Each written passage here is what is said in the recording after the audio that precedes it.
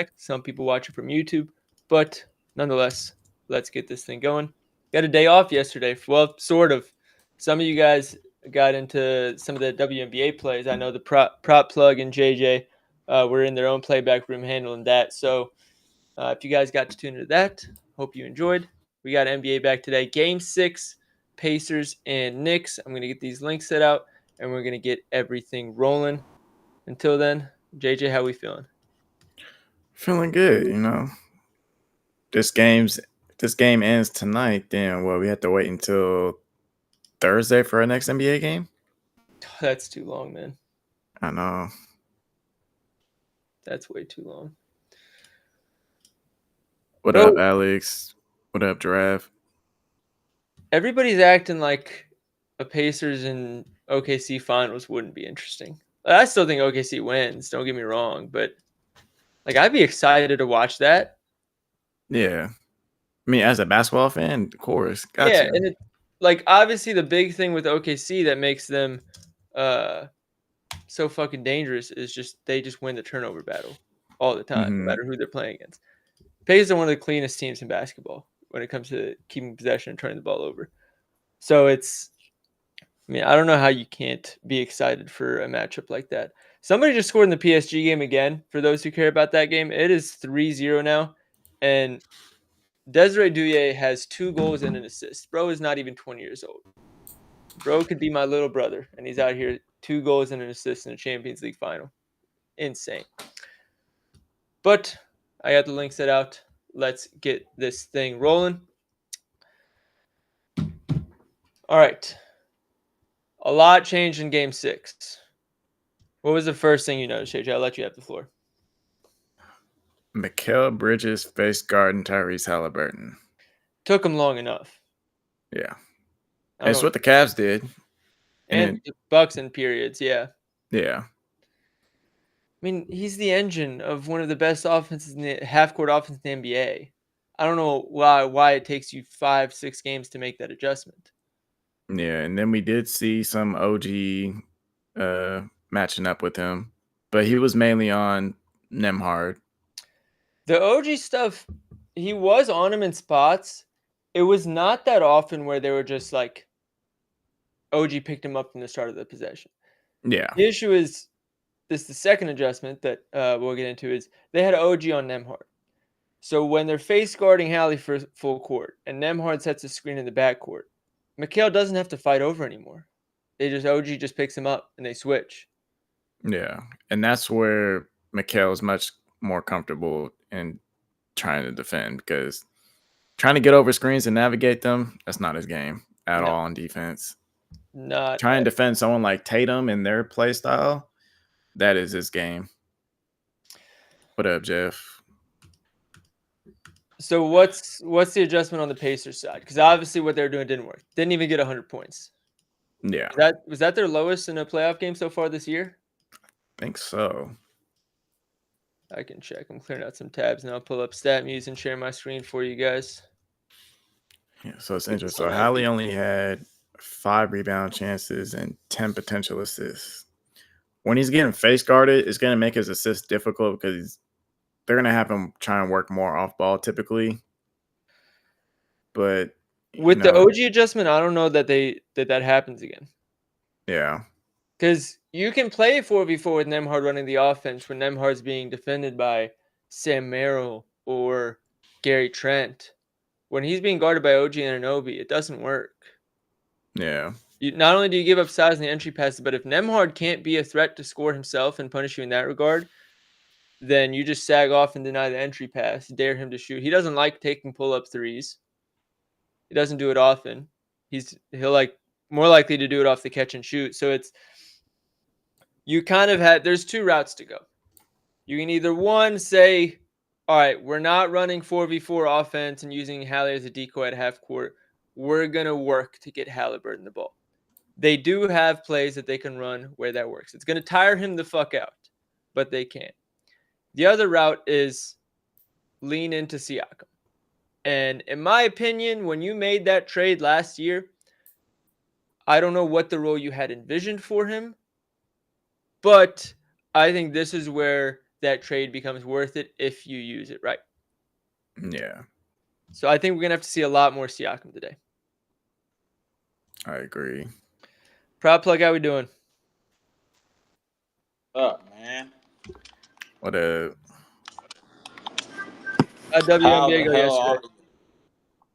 are you? It went good. It was sweaty. The late games kind of fucked me up a little bit. I got hooked. the But late games were a little rough, but yeah, I mean, it it was did cool. involve some injuries here and there, blowout. Like the early games were money. For sure. I think that this Pacers team, I think it's a bench game, dude. I mean, I see Siakam as the only starter who should be able to do something, and then I like McConnell and Mathurin off the bench. I just think it's not a Knicks bench game. They're No, bench. yeah, for sure. This is a Achua, Brunson game. Shamit, This DeLon is a Wright. Brunson That was game. cool. That only lasts for so many games. This is a Brunson or nothing game.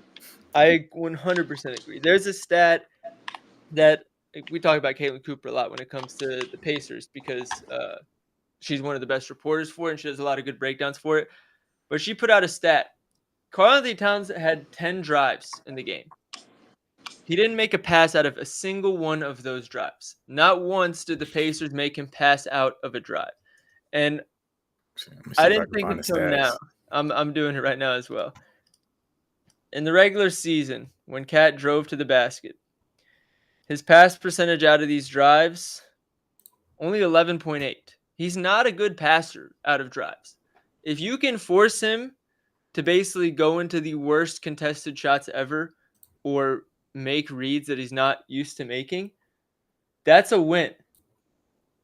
But they're not doing it. I understand. We've talked about the Pacers' defensive setup. They want to funnel everything to the best player and live with the result. If Brunson gets you scores 40 points, nobody else scores more than 15, that's a win. But Cat two out of the 3 games now has just dragged this offense to efficiency, and the Pacers have done nothing about it. So off of 41 drives in this series, he's made 2 passes. Oh my God. 2 passes is crazy off of 41 drives. I assume 0 assists out of those drives. Let me go back to it. Yeah, 0 assists. That's terrible. Because it's not like Brunson's kicking it to him and he's ripping through and driving. It's the Giannis thing where it's like, give it to him at the top of the key, everybody clear out, ISO. Like, it's the most predictable thing ever. Somebody from the corner come help and rotate. Like, you guys are smart enough NBA defense to figure this out. So I do expect to see adjustments today on Cat, which is going to have to mean Brunson's going to have to go off. Yeah. Pacers are going to have to take some charges here. I think they can get some early rotations if he's not going to pass. Yeah, I mean, you have a chance to take some charges, get him in foul trouble. With his height, he's going to shoot whenever he wants. Like, Cat driving isn't a matter of him cooking you with the crossover, leaving you in the dust and getting an easy lay. It's just he's tall enough that any shot you contest really isn't going to, like, he'll shoot over you either way. And he's big enough that he will just run over you. So if you defend him one-on-one, even with a good defender, it's not going to matter that much. Like, he can take and make those tough shots. But if you force a help defender in there that beats him to the spot when he's not ready for it, there's not much he can do because he doesn't make those reads. He's not good at those reads. As great of a player as he is, that's not something that's in his repertoire that you're like, he can pass out of the post pretty well, but I don't remember the last time I saw him pass out of a drive and I'm like, oh, that's a great find. He just doesn't really do it. So punish him for it. Very rare. As far as, so we talked about Mikal face guarding Hallie and the switch to put OG Anunoby on Nembhard. Siakam's being defended by Karl-Anthony Towns. Oh, hold on. Is he about to score? Cash the fucking parlay. Let's go.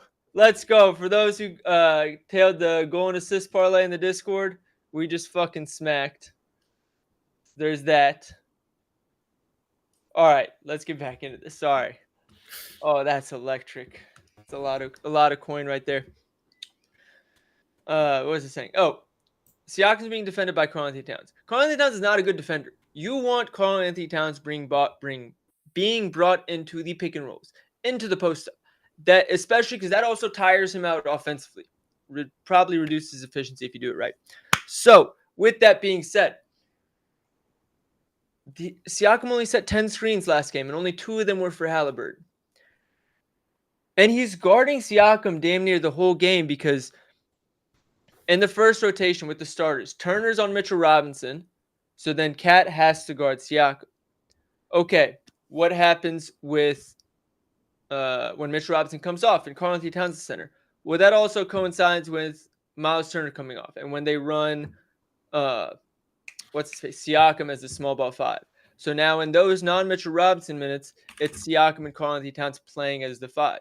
When Karl-Anthony Towns comes out for Mitchell Robinson or Achua in some scenarios, that's also the rotation that Siakam comes out. I don't know if that's intentional. I need to go look back at the rotations in previous series. I think their rotations just happen to line up. So when Mitchell Robinson and Miles Turner's in, that's when both of them were in. When those guys come out, that's also when Cat and Siakam run as a small ball 5. So Cat is always on Siakam. And Siakam has been cooking Cat. I think in the 66 points that the Pacers have scored as an offense with Cat guarding Siakam, Siakam scored almost half of them. Damn. So it doesn't surprise me that in a game where Cat was guarding him the whole time and Siakam got almost no usage, the Pacers lost. It's a pretty simple adjustment for Game 6, if you ask me. As an Inter fan, this hurts. Yeah, you shouldn't be an Inter fan. I'm sorry. I saw that one coming. It's okay. The Dortmund got smacked in the what's it called? Champions League final. Was that 2 years ago? That was a rough one. Because we hit the post like 3 times in a row, and then they came out and scored 2 goals in the next 10 minutes. And I was like, okay, this is how it's gonna go.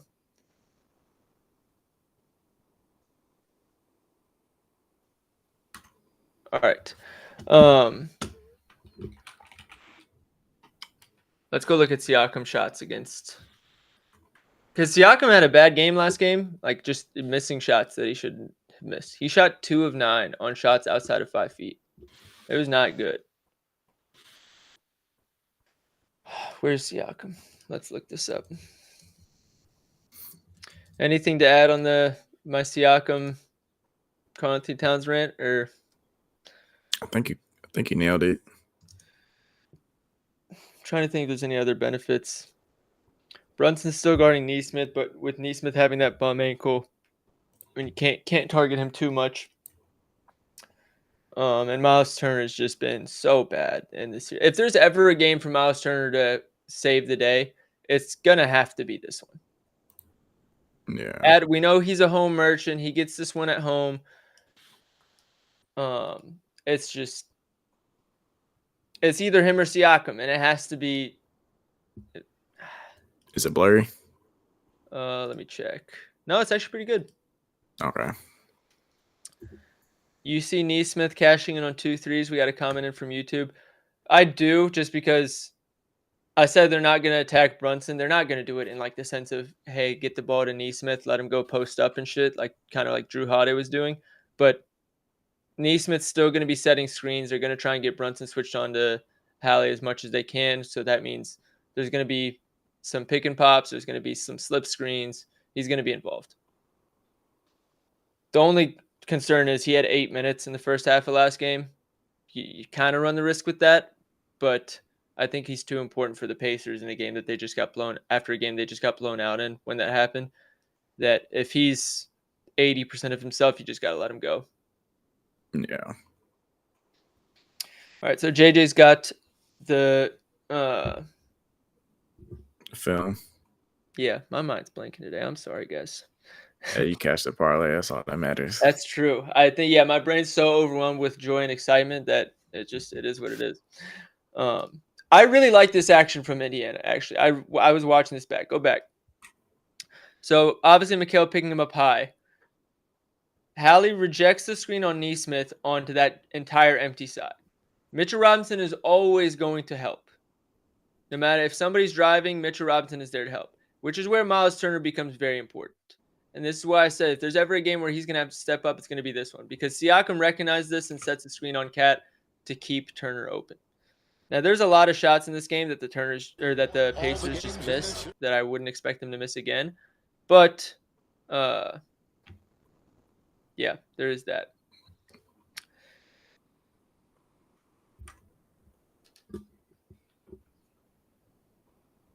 What are we thinking about the whole Mitchell Robinson clearly hasn't been as effective this series. What's your view on all that? I mean, I think they're going to keep rolling with them in the starting lineup, but once it gets to the second half, probably continue to see his minutes get cut. What was this second quarter rotation? Was it the same thing as last game where they didn't really play him, or let's check? I believe so, but yeah, double check on that one. Yeah, he didn't play the second or fourth quarter, so he's just playing the first quarter rotations, and then that's it. So we could go fade him. Mm-hmm.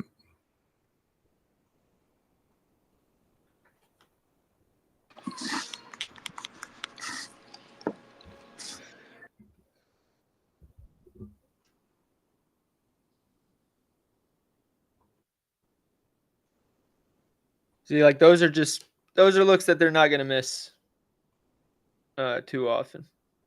Yeah. Like there is after game, what was it, game 3 that the Pacers gave up? After that game, you kind of watched it and you were like, okay, they're going to be fine. This one, there's a little bit more to like from the Knicks and what they did. But for the most part, I still like the process of the Pacers. I think they were caught off guard a little bit by the adjustments because obviously they don't know what's coming until the game starts. But I was comfortable with some of the looks that they got, and now that they have a couple of days of film to look at it, I think it's going to be nice. Yeah. Look at all the help going towards Hallie. Yeah, and you can hit Nemhard, you can hit Turner. Siakam probably should relocate a little bit. I think that was the other issue that I really didn't like from Siakam is he seemed like he was a little checked out off the ball.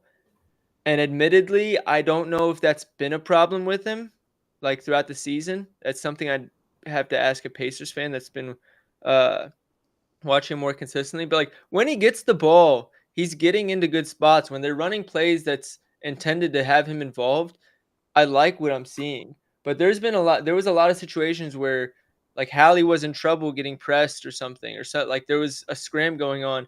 And Siakam wasn't really trying to pop up in any of the open spaces. And I think that's something that he's got like, you have a day and a half of film to go and look at this. I think he's going to. Is your thing lagging or are you just, oh, never mind.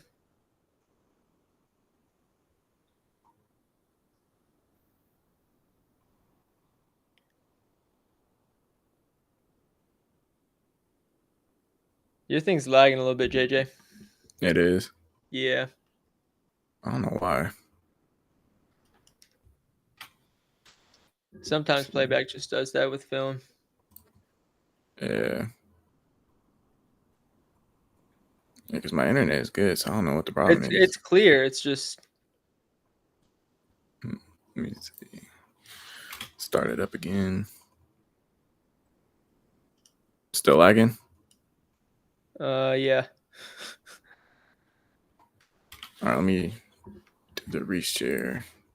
Here, let me try and pull up the game itself. Let's see if we can watch some of the specific stuff about like some player shot attempts and stuff like that. Yep.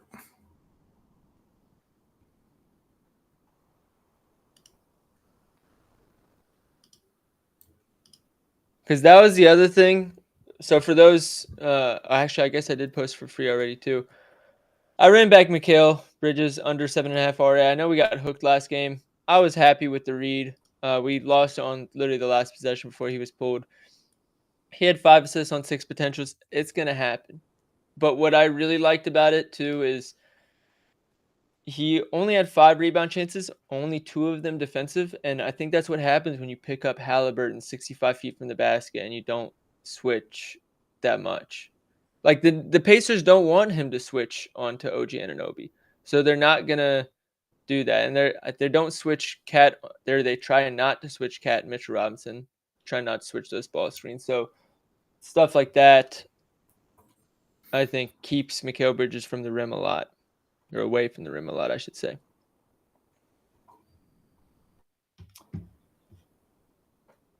What else can we spot from this? Yeah, Halliburton's passes made only 67. TJ McConnell, 38 is solid. Siakam had 5 assists. I did not realize that. That was a horrible shot by Halliburton, by the way. Yes, it was. Horrendous. Here, JJ, let me try and share my screen because yours is still lagging a decent bit. And if you notice anything for me to pull up, just call it out and I'll get it shared. Yep. And if mine's lagging too, let me know. But I'm pulling up the Siakam assist right now. So Siakam, top of the key, sort of a handoff into Mathurin 3. Nothing crazy there. I will say in the non-Halliburton minutes, he wasn't getting the same attention that Halliburton was getting, but he was getting a little bit more than usual, I think. And it opened up a lot more on the opposite side. And I think it looks like that's where a lot of these assists are coming from. Because, like, if I go back to that last one just real quick, like, he gets it in the post in a mismatch against Shamit back here. And you can tell Hart's first instinct is he sees Siakam in a mismatch in the post. And he kind of loses track of McConnell. His focus goes to Siakam pretty quick. And McConnell just takes advantage. And I think that's what we're going to see in these assists as well. So this next one's going to be to Mathurin. Top of the key. Yeah, you see Achua helping from the strong side corner. Helping from the strong side corner is usually means trouble against somebody who can recognize it early enough. So again, Josh Hart comes in, DeLon Wright comes in, pick your poison, open 3. Keep in mind, this is a game where the Pacers didn't shoot all that well either. But these are all coming in the non-Halliburton minutes. So I will say that's probably a bit of a concern if you wanted to bet on his assist, because you got to think Hallie's playing 40-ish minutes. Yeah, literally all 5 of them came without Hallie. And they weren't in one rotation. They were in both the non-Hallie rotations. So, I mean, his usage is there. His role is there. If we check his usage, let's see. In 34 minutes, he had 24% usage. Hallie's was 13. Oh, my God.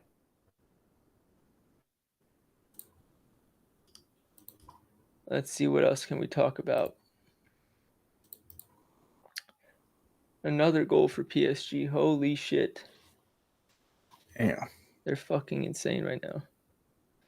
Let's go watch all these Karl-Anthony Towns shots, too, because I want to see how many of them is just, they don't have an answer for Cat, and how many of them is just like, there's adjustments to be made. This transition, Cat shows up late. It happens. You got to live with those shots.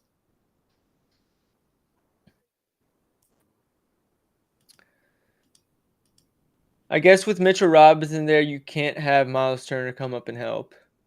Nembhard's too far away from the ball. Neesmith's not going to help off Brunson. It's kind of a scramble drill, so I guess you got to live with it. I guess the only adjustment could be Siakam forcing him this way instead, because then Nembhard can make a play if he times it right, and Turner can step up from the dunker spot. But I'm not as mad at that one. It's a tough shot. Or you're forcing him into a tough shot. Keep in mind, I'm commenting on all this before I see whether the shot's going in or not. So double screen. Swing over to Mikhail. Mikhail touch pass to Cat. I'm fine with that because the alternative is letting Mikhail have the open three, which you kind of did anyways. Like this, there's no difference between this being Cat or OG Anunoby or any other corner shooter. Like you have to live with that one. This is one that probably shouldn't have happened. And JJ, you think you mentioned, I don't know if you mentioned Nembhard out specifically or if you just said in general that somebody has to step in and take some screens. This is probably a pretty good example. First off, I don't know why you need two on the ball here, especially when they're both big men. So it makes this drive from Cat pretty easy. He's going to have the first step the whole time. And I think it's pretty obvious that they don't really care about leaving Mitchell Robinson open in the dunker spot, whether it's Nembhard or anybody else. So Nembhard probably has to step in and take this screen or take this charge. Yeah. Mather in the post. And this is, we talked about this on the stream from game 4. It was a nice adjustment from the Pacers, is sending help from the opposite elbow. So you see Ben Shepherd come in here. That's, I guess you're sending help on somebody who's undersized with another person who's undersized. I guess that's tough. But that goes back. I guess you're hoping you get like a steal or just some sort of deflection. Yeah, I'm fine with the double team because this goes back to the point we were talking about earlier. He collects himself. Like he has time to make this read, and he doesn't. He doesn't even think about passing the ball. Like he's not passing out of drive. So if you cause problems for him and force him to make reads that he can't make, he's going to have a tough game. It's just a matter of actually making that adjustment. And until they do, he's going to keep going crazy. All right, let's see what happens here. Mathurin is just completely unaware of what he's supposed to be doing. Look at this. Mathurin is in position this whole time. Shepherd is now guarding both these guys. You're fine. If DeLon Wright makes a baseline cut, that's fine. But Mathurin is not worried about DeLon Wright cutting. That's not his job. How is he not in position to make a play here? That's bad. That's bad. Yeah, it is. That's bad. And for those who are wondering why Mathurin's minutes were so low in the first few games, it's stuff like that. It's not because he can't score. We all know he can score. It was shit like that. There's going to be an offensive rebound, it looks like. Yeah, that happens. Another transition showing up late. You don't need to pick him up this high. You don't need to. Get at the three-point line, sit down, and defend him. Like, it's a tough shot, but you don't need to allow him to get there to begin with. That was good defense, I'm not going to lie. I was fine with the way they played that pick and roll. And like in this instance, you don't care about DeLon Wright. You don't care about Josh Hart. Halliburton, what play are you going to make here? Stay here to keep clogging those driving lanes. Obi should be able to help here. He's late. Like, these are tough shots, but again, this is where Cat's strength comes. Obviously, he can hit threes and stretch the floor. But he's also just a more fluid big than most bigs. So he can adjust at the rim in a way that most bigs can't. He has a touch on these floaters that most bigs don't have. And that's where he's not out here killing you with 4 threes. He's doing it with these touch shots where he's getting to the spots that he's trying to get to, and you're letting him.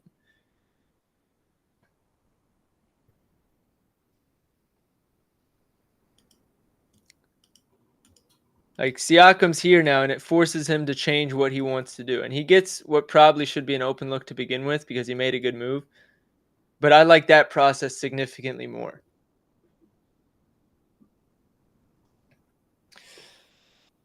We got the message across. So I think I don't really want to bet on anything Karl-Anthony Towns because I want to see what, if any, adjustments that they make. on the Pacers defensive side. And we do like Siakam over. Yep. Who else do we want to talk about, JJ, and like look at film for?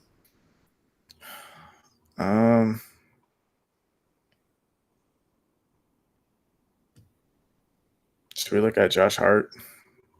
His shots? Yeah. Yes, we can. I want to see something in the rotations real quick. So they didn't overlap Mathurin and Hallie at all, doesn't look like. A little bit in the third quarter. No. Yeah, a little bit in the third quarter.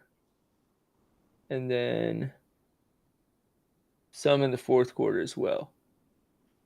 And the reason I wanted to bring that up is, I don't know if Prop Plug's still listening, but I know he's made the point that the big Mathurin moments are usually when Hallie's kind of getting locked out of the game, which is obviously what happened last game. And I think that's where you can win the 4-on-4 minutes, because we talked about Nembhard having trouble with OG and Anunoby. You don't want to use Neesmith with his ankle. You can use Mathurin. Like the whole reason he excels in the 4v4 stuff is because when you're not running the 5v5, the drive and kick and the 20 passes before a shot, that gets ruined a little bit with Mathurin and his play style. When Hallie's being face guarded, that kind of goes out the window, and you just need somebody that can go score for you. And it's no surprise that as soon as the Pacers started doing it, that's when Mathurin started cooking. Mathurin had 9 free throw attempts. Let me go to let's do Josh Hart first, and then we'll do Mathurin. 8 field goal attempts for Josh Hart. I really thought he was going to be more of a factor in transition this game or this series. One of somebody that like covers the Knicks a lot, he was saying like he has the looks, but he just doesn't take the shots. He wants to pass out of it, and that's why he's having so many turnovers, because they're just waiting for him to pass because they know he's not going to take the shot. He looks like there's looks like that a lot for him, and I did notice in the film he's not taking the shots.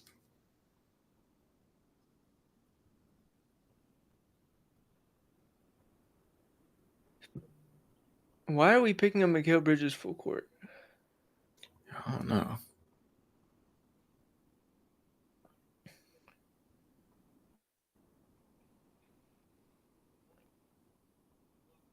He looks a little quicker to pull the trigger, though. Yeah. Flips. Which is to his advantage. So this is going to be off an offensive rebound. Oh, okay. We just watched the same clip twice.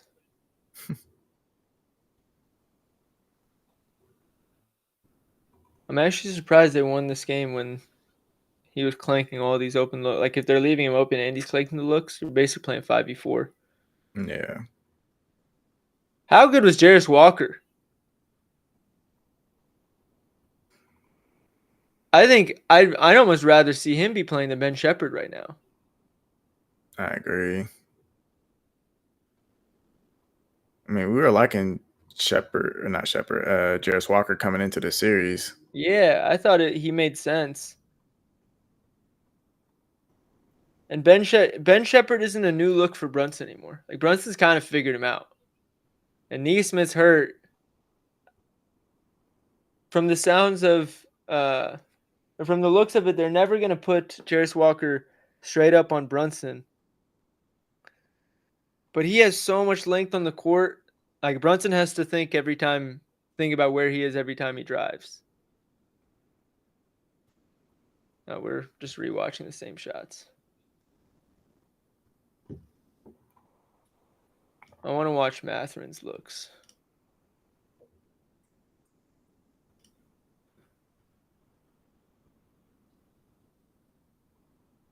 That's comfortable. He's comfortable taking a pull-up three like that. Because he wasn't taking that in the regular season like that. I feel like somebody said I feel like Matherin's only going to get the same minutes if the Pacers need to score. It's going to depend on. In a way, they'll need him to score, not because they may be down, but because, if they're face guarding Tyrese, right? Nembhard's being taken out of the game of OG. They need someone in there to go score. Yeah.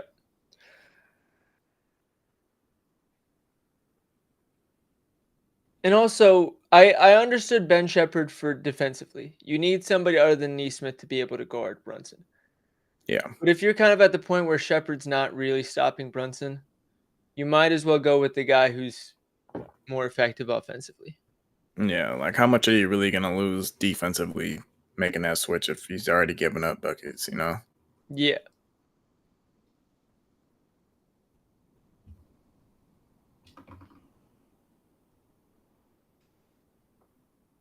And like the other thing that, again, we said at the start of the series, and credit to the Knicks bench for being more effective than we thought they would, but they want to run their starters 40 minutes as much as they can, 44 minutes, 48 minutes. You want to run them out of the gym as much as you can. Mathurin does that. Mathurin keeps the pace of the game up. Because if Ben Shepherd gets the ball off a rebound, he's got to find Hallie, he's got to find Siakam, and then go to the corner, and they got to run their offense against a more set defense.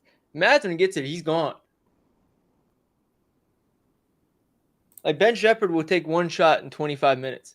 Mathurin will take one shot in two team transition attempts. So when Jarris Walker is in, who is defending Jalen Brunson? All right, let me put it this way. The issue that you had with having a non-Neesmith defender gets erased a little bit when Jarris Walker is there to clean some things up. Like if Mathurin gets beat because Brunson rejects a screen onto Jarris Walker's side, it's not nearly as much of a problem as him getting. I can't use Ben Shepherd because he's TJ McConnell. If TJ McConnell's the guy guarding whoever in the corner and he's there to clean up, it doesn't really matter. It's pick your poison. If it's Jarris Walker can show and recover. He's long enough to do that. You're probably still giving up the shot, but it's a different look. Yeah. It's one that the Knicks actually have to think about rather than just making a read and riding with it. And it's a fresh look for the Knicks. Like, the Knicks took care of business game 6 because they had an adjustment that the Pacers couldn't prepare for until they saw it happen. So now guys like Jarris Walker, it's the same thing. They're an adjustment that the Knicks can't prepare for until they see him on the court. He's the ace up the guys that don't get much minutes that can affect a game are the ace up the sleeve. For a game or two, it was Cody Bradley. For the Knicks, it was Mitchell Robinson last series. This series has been DeLon Wright and Landry Shamet. Once you get into game 5, 6, 7, those aces up the sleeve is what will be the decider in games. I think the Knicks are fresh out. Yeah, they are. I think that's the issue. They made the game plan adjustments. Knicks have now seen it. They've both switching, face guarding, drop coverage. The Pacers now have an adjustment for all of those coverages. Matchup wise, I think they showed their hand with OG on Nembhard. The only thing, well, I guess putting OG on Siakam isn't a new thing because they did that the first few games. Putting Mitchell Robinson in the starting lineup, they've seen it now. They know how to adjust. More Tony Bradley, less Thomas Bryant. Landry Shamet, DeLon Wright off the bench. We've now seen it for 2 or 3 games. I don't know what moves they have left. And to their credit, they made more than I thought they would. And this is the reason that I'm not an NBA coach. But I think the Pacers still have a few. They still have Jarris Walker. I think they have they can use Siakam as a screener more. They haven't really been doing that. They can. Obi Toppin outside of game 1 hasn't really been a factor. They can do some things with him. I'm trying to think what else.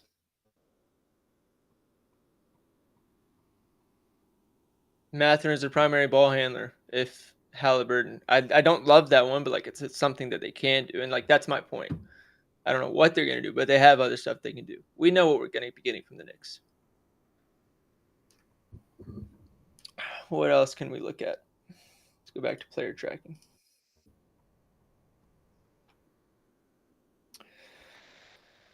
Mitchell Robinson, 12 rebound chances, 5 of them defensive. He got more defensive rebound chances than normal last game, I will say. But it's still around that 12 mark, which is interesting. So, I mean, I feel like he's still – what's his rebounds line at if he's not getting minutes in the fourth? Robinson? Yeah. Minus 120 at 6.5. Yeah. But that does make me want to talk about this. Now that Josh Hart is playing 36 minutes and maybe 8 of them are with Mitchell Robinson, his rebound chances have been very solid for a few games. Yep. He's got a 9.5 line. Little high, but it is plus money. I do He's think typically an efficient rebounder, too. Yeah, does have a chance to get one. Especially when you're giving him a free runway on the offensive glass. That works. I like his rebounds here. I do too. 9.5. I think it's worth a stab. Played hard rebounds last game. Yeah, knowing that he needs to a good shoot one. more. Knowing that he needs to shoot more. 12 field goal attempts last game. His points line is also 9.5 plus 100. His double-double is plus 260 on FanDuel. Yeah. Think that's better value than we might think. Like, we tried to get that early in the series.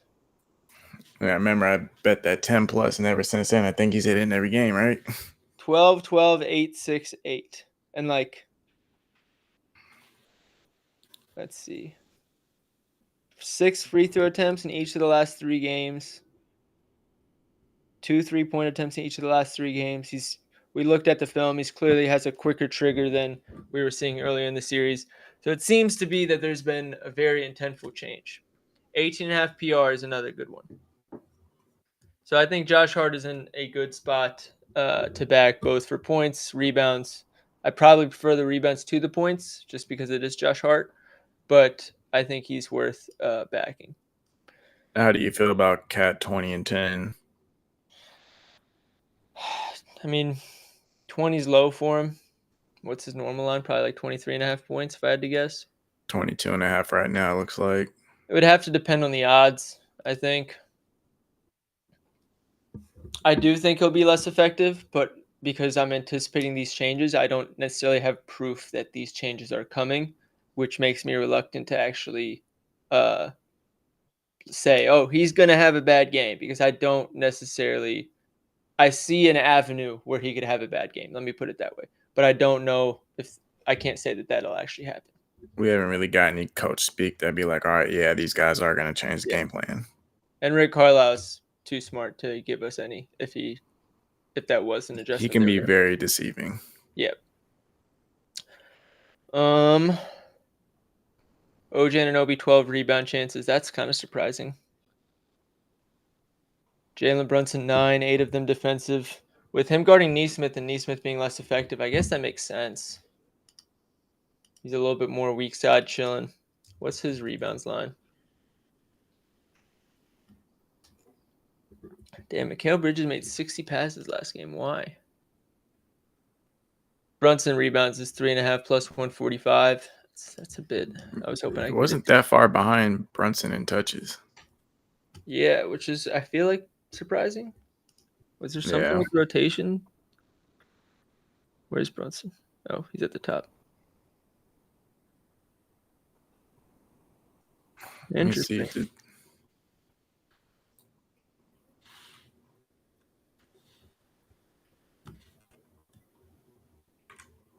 I'm trying to think why that would have been the case. Nesmith's still guarding him, right?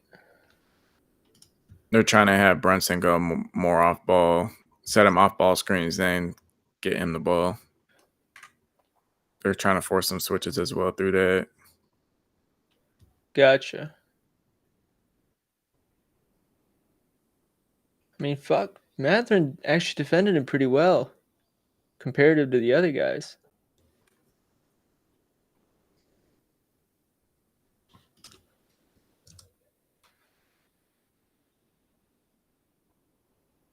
Oh my god.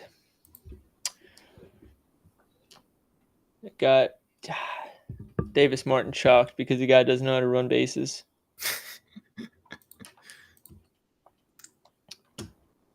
So, does that make us like Jalen Brunson under assists a bit more then if he's not bringing the ball up, or does that not really matter to you? I'm trying to watch it more. But, I mean, if he is bringing the ball up less, I would say it could be intriguing. Because it's 6.5 again. Because it looks like Mikal Bridges is initiating a lot more pick and roll actions here. Initiating in terms of setting the screen? Being the primary ball handler. Oh, he's doing it more. Yeah. That's interesting. Still at 11 potentials, 61 passes. Maybe just more efficient.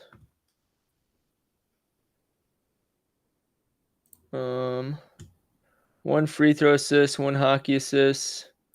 Brunson had none of those. Siakam had 5 assists and 2 free throw assists. That's pretty damn solid.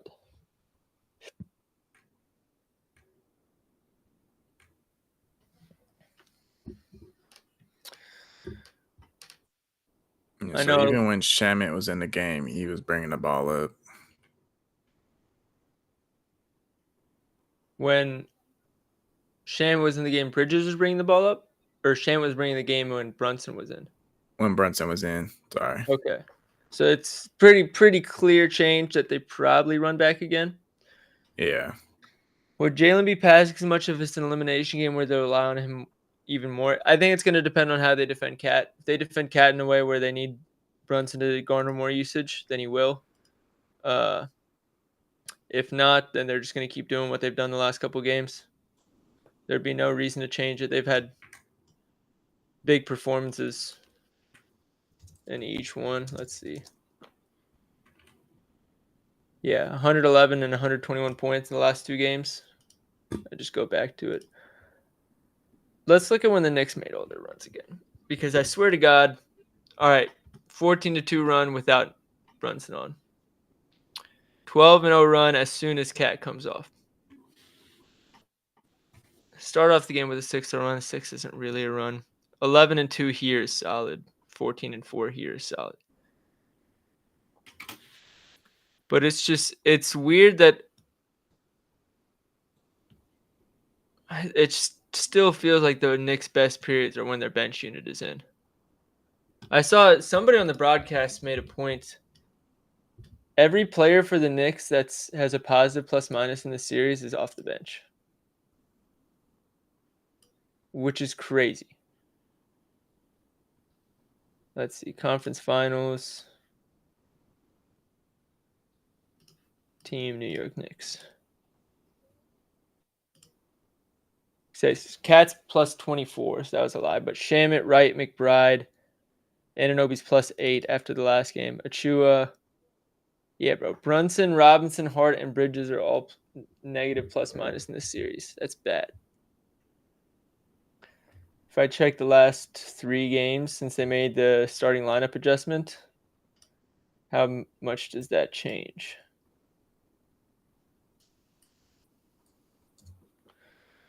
Cat plus 35. Very good. But still.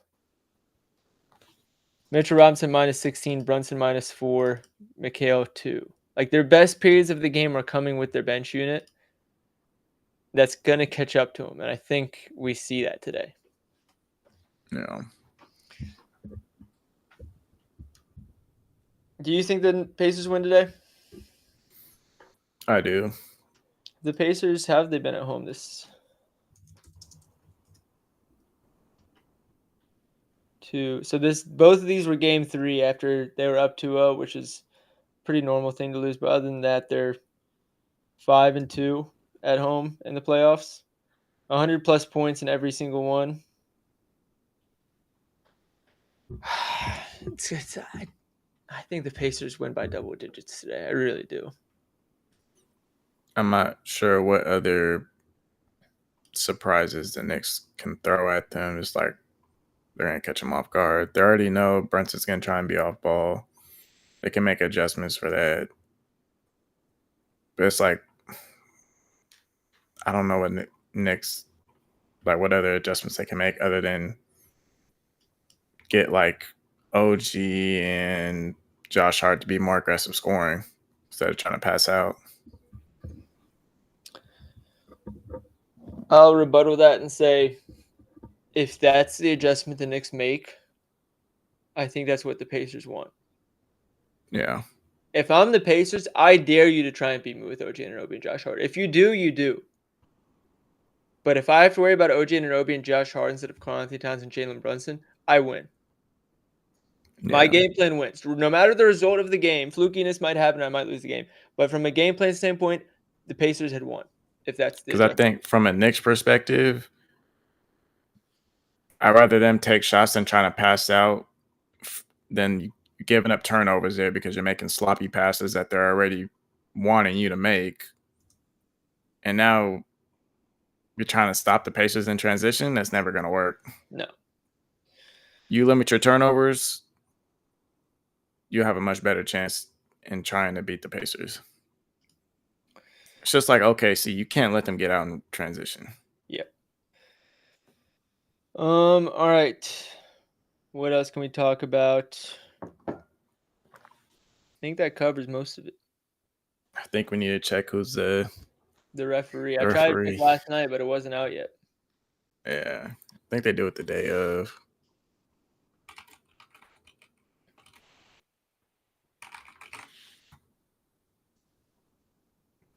No, it's not what I think it is.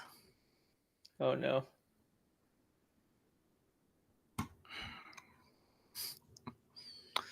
We got James Capers today.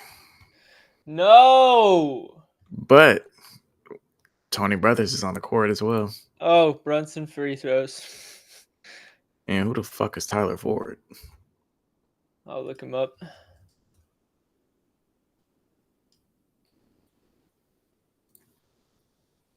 NBA ref data. Ford. Oh, yeah. The Pacers are a great fast break team. Tyler Ford blows his whistle a lot. So we just keep taking Brunson free throws on. Yeah. Brunson free throws. We got cute with Turner that one game. Yep. Brunson by himself was air again. I don't know why we... Brunson playoff log. Let's look at these free throws, man. Only 4 last game. Obviously, that was a huge cat game. 12, 10. 5 in game 2. 14. What, his line's probably 6.5 again? Checking right now. Free throws made. 8.5. Oh, that might be steep. Yeah, that might be a bit high.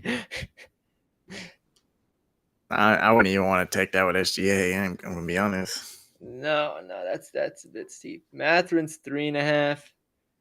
Bro, I'm looking at these. There's no way they don't know who these refs are. Holy shit. Mathurin and Siakam are both 3.5. See Rich saying 7.5 on underdog. That's fucking air. Yeah, I'll take the 7.5 if you can get that. They've been doing Hacker Robinson.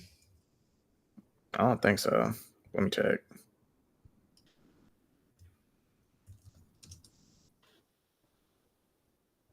No.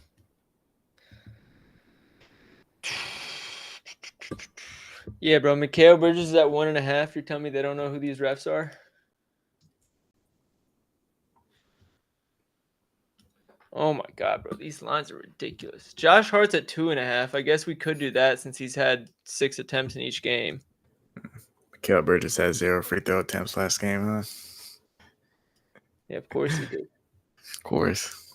Yeah, bro. Josh so was the game after. Josh Hart has a 2.5 line. He's had 6, 6, 6, and 2 in his last 4.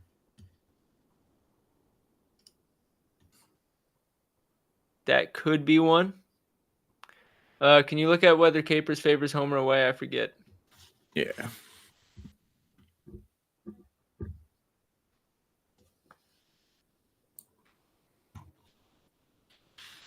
Oh, Lizardo, 12 runs allowed. That's great for my fantasy team. Thanks, dude.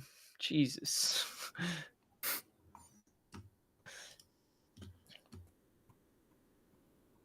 Yeah, I like Siakam. Slightly favors the road team, but it's not much. Not really worth it.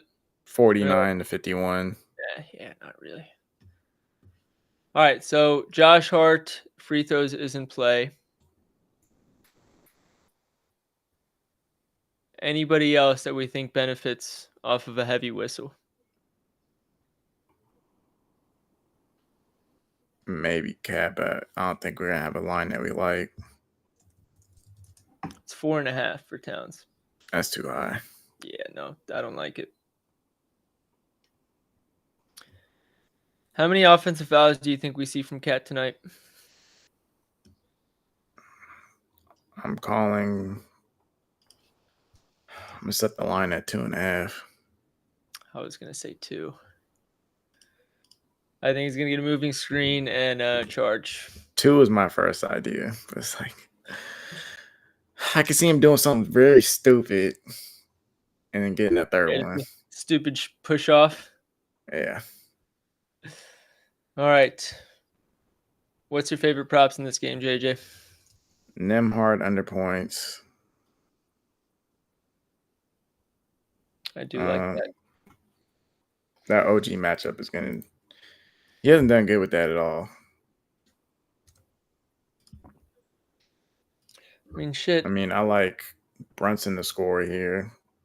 Probably gonna be leading scorer, but there's probably crazy odds for that. I think it was minus 170 last I checked.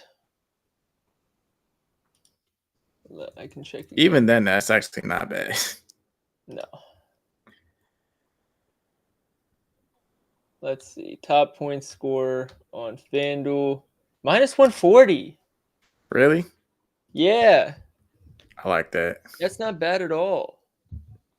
Let me see if... All right, team effort, guys. Check all your books since OddsJam doesn't have to top point score. We're going to need to check DraftKings, Bet365, and another book that has a top point score prop. Got to do this manually. Does DraftKings even have this market? Top scorer? Yeah. Should. Because I thought we used him last time for Brunson and which game was that when OG decided to tie it up? Minus 135 on DK. Where do you see it on DK? I just tried to look. Oh, game leaders. I was looking at the points market. Yeah, minus 135 DK isn't bad. I'll check Bet365 real quick.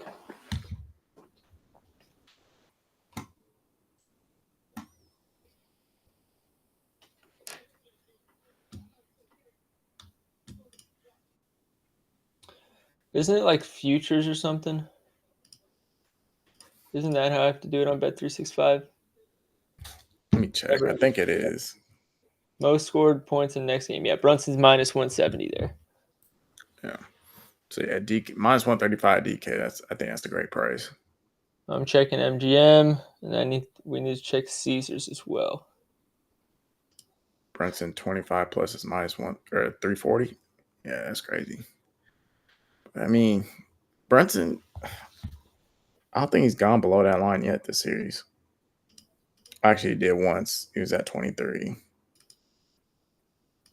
But he scored 43, 36, 23, 31, and 32.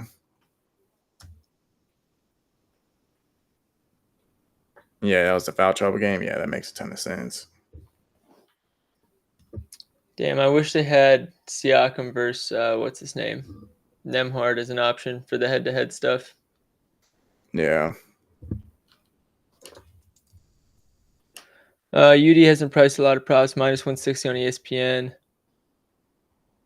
I don't think MGM has this market.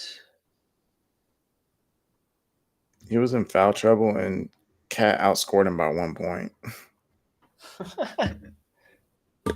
But he was in foul trouble also.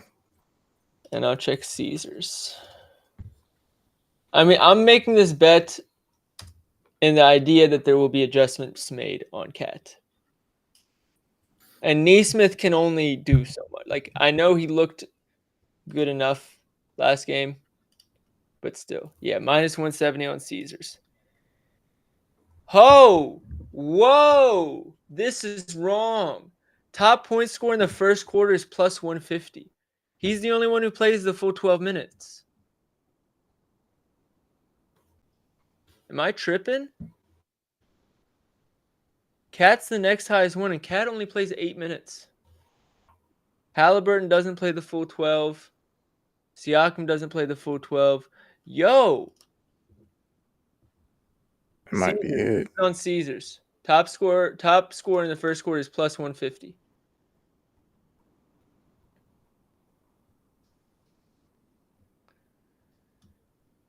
Let me check something. Holy.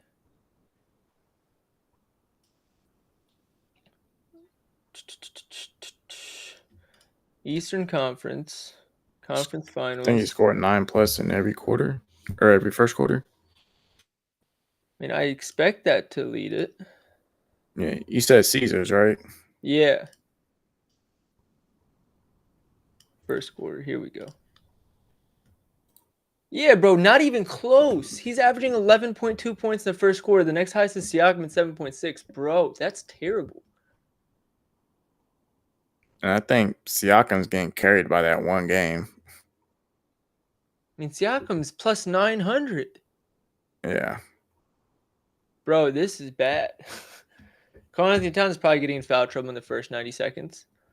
Even if we wanted to look efficiency-wise, let's do that. Let's do per 36 minutes. Obviously, they don't play. Brunson's plus 155 for that first quarter prop on DK. Bro, what is going on?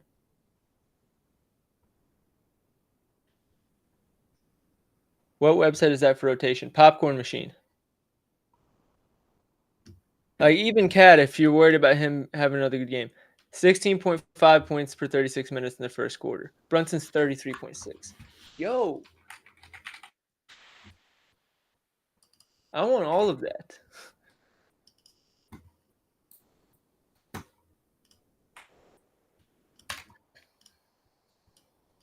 I just dropped it down in the comments for y'all. Yeah, those are in the bet slips, guys. 5 points every quarter plus 180. Does it just depend on the fourth if it's a blowout? Outside of that, I mean, nah, because he still have to play because surprisingly, Brunson missed 3 times. Let's go check what happened in those games.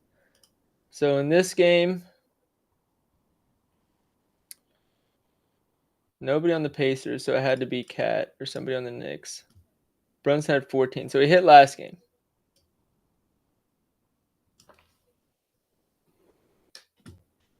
You don't play much in the second. Yeah, I think he does lose a decent amount of minutes in the second because then he's going to play most of the second half, I believe.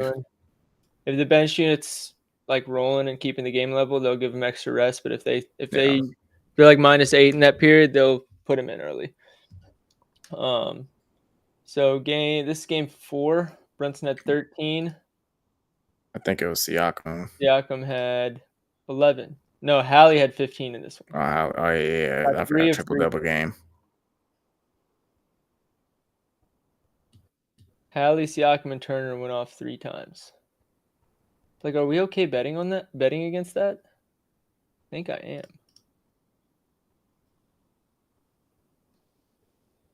$11 this one. So this is May 25th. So right now he's 2-1. 16. This is the Siakam game, where he only had 9.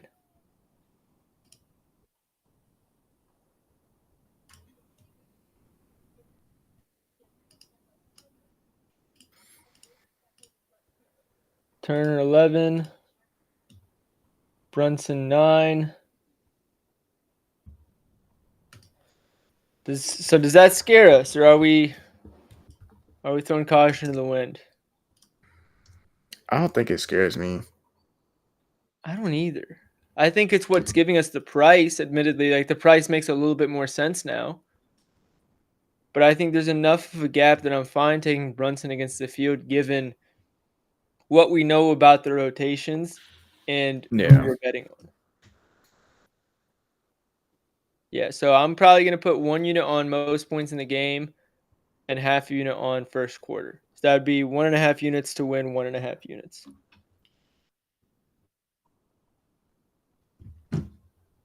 Which I realize does slightly contradict my Siakam bet, but I'm like, Siakam, I'm thinking he's going to go over and get like 25. That's a good read. Brunson's going to go for like 30 at least. Like, Yeah. if I'm that right about Siakam, that he's the reason we lose this bet, it is what it is. This is also something that, hold on, let me unshare my screen because I need you guys to hear me. We lose sight of this a lot in sports gambling. It starts with the cappers, then it goes down, especially because of the way the DFS markets work. The goal of betting, obviously you want to hit every play, but that's not realistic. The goal of betting is to bet on the edges you find, and over time, if you bet on thousands and thousands, you will come out ahead. If you skip out on a prop because you're afraid of not sweeping, you are going to be leaving a lot of money on the table long term. So let's say I like 5 picks and 3 of them contradict each other, but on those 3, I'm going 2-1. If you don't play any of those 3 just because they contradict each other, you've now left profit on the table. So just something to think about, because like this one, there is a very real scenario where I'm right about both and both hit. There is also a scenario where Siakam playing well hurts this Brunson bet. However, they both independently do have value. So we're playing both. Just a little nugget for you guys. God damn it, Davis Martin. Fuck baseball. All right. So we like that. I like Josh Hart rebounds. I don't even know how we went into that rabbit hole. But does that cover everything now? Yeah, that covers everything. All right. Let's make a parlay. JJ, what do you got for us on WNBA? In WNBA, are we able to buy down? Whatever you want, as long as it hits. Let's do Enrique 4.5 assists. Let's do it. I already posted online for 5.5. You said 3.5 assists? 4.5. I was about to say that shit is. You can't do that. You can do 6 Can't. plus or 4 plus. How much is 4 plus? Minus 500. Yeah, we're not doing that. All right. We'll take the 6 plus then. 6 plus it is. Minus 104. All right. I will do an MLB one. I obviously already played Davis Martin. A lot of the games have already started. So we got a couple that don't start for another hour and a half. Let's see what I like in those. That one's tomorrow. Soroka, Cease, Falter, Bryce Miller, Bailey Ober. Oh, let's look at the model. Let's see what we got. Soroka, I have projected 5Ks. We can get that at plus money. Why does the model like the 5Ks? Let's check. They're patient in the zone, so we'll get a lot of strikes looking. His whiff rate's okay. Their whiff rate isn't anything crazy. Who's the ump? Do we have that information yet? That's important information for a guy like this. Where's the Arizona game? Here we are. Will Little. I feel bad for him. It's an unfortunate name. All right, Will Little. Let's look him up. Oh, he's supposed to be a favorable ump. So maybe we do take this.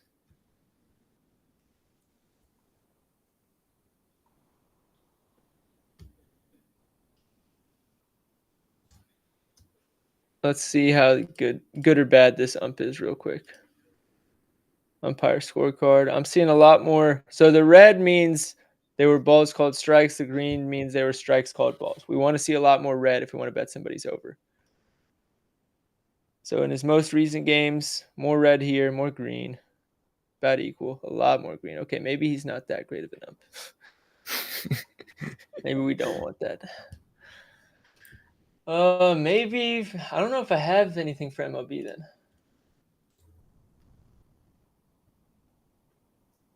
I don't. All right, NBA it is. Knicks Pacers. Oh, I think I'm just gonna go Pacers spread. I don't see them losing. All right, chat. It's your turn. Give us an NBA winner, and we'll vote on it. Let's see what we got. Everybody, put your favorite options in the chat. We'll react to them, put them in a poll, and the one with the most votes gets added to the parlay. Do not let us down. Matherin points is the first one. Do you guys like that? Go react to it. I know Sid's got a couple as well. Mitchell Robinson rebounds. I assume you mean over. If you like that, go and react to it. Yeah, make sure you put over or under. Yeah, important detail. I mean, I guess with the context of the stream, usually you'll be able to figure it out. Yeah. Siakam points. That's my guy. If you like Siakam points, go react to it. TJ McConnell threes. We are deep in the bag. Does he even have a threes line? Let's see. I would love to hear the reasoning on that. I'm curious. Yeah, that's a nice pull. I don't even think FanDuel offers it. Yeah, there's no TJ threes. Neesmith points. Cat 35.5 PRA. TJ McConnell assists. If you guys like any of the ones that have been mentioned, make sure you go vote on them so we can put them in a poll. McConnell over RA. Cat assists. I'm liking the volume of options. So is it a McConnell day? Yeah, it seems like people really like TJ McConnell today. It's because Prop Plugs came in here and said it's TJ McConnell day. Josh Hart fouls. Can you bet on fouls on FanDuel? I don't think you can.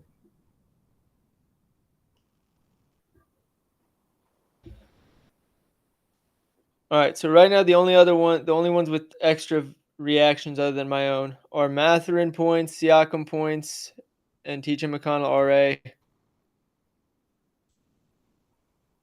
Josh Hart fouls has one too, but I don't think we can do that on FanDuel. So just keep that in mind. If you're on DFS, you can add it, but we can't here.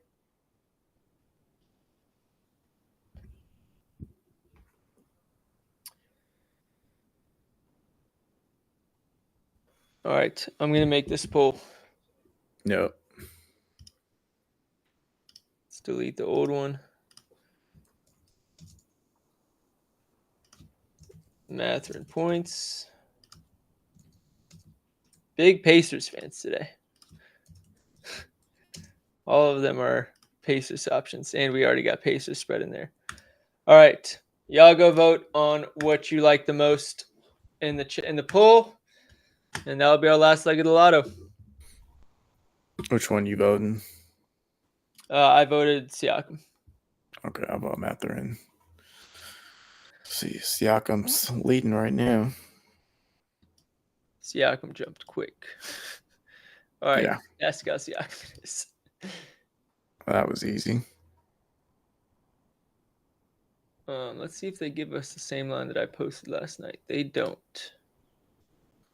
What's his 20.5 alt line? Minus 138. Fuck it, we'll just do that. So we're looking at plus 451, and then FanDuel gives out a boost, so let's activate that. Paces for plus 760, or for the series. Are we talking about? Surely we're not talking about this series. If you have a book that's offering you that price for this series, I need that book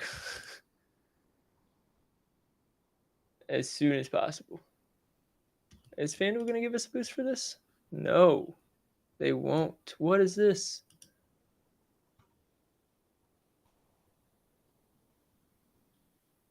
Hold on.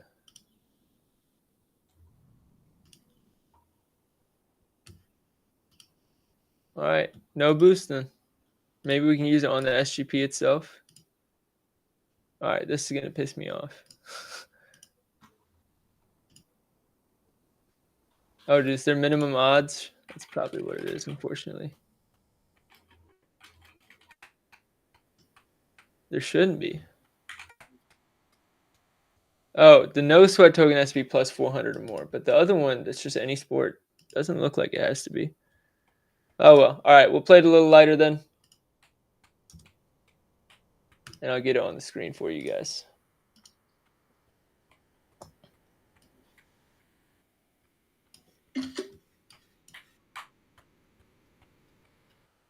Boom.